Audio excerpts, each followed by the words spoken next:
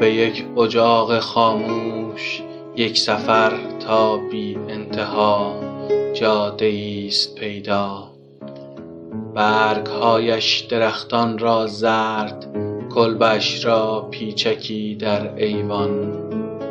صاحب خانه اما پیدا نیست.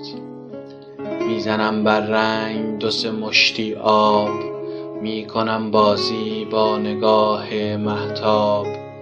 در کنار برکش مرغابی در تکاپوی پرواز. پرسه های بی انتها روی برگ های پاییز، میزند بر سکوتش فریاد زیر پا. برگک خسته میکند بیداد. در دور دست ها میکشم کوهی تا به قله زیر ابر تاریک است. بر بلندای این جهان نزدیک است. دل به افرا میدهد رنگم، بر چنار و بید مجنون کم کم.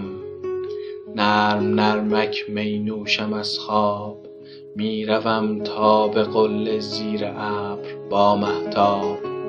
بر فرای این بلندای جهان بشکسته بغزم باز میزنم فریاد.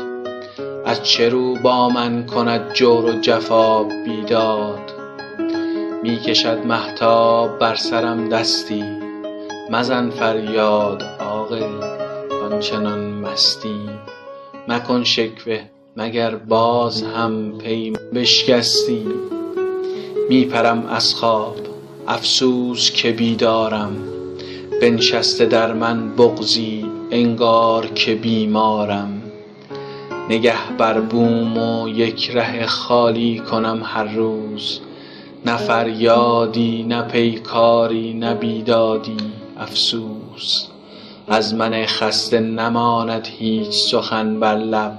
خموشی باید اکنون نکته این گیرم، رود از شهر من این شب.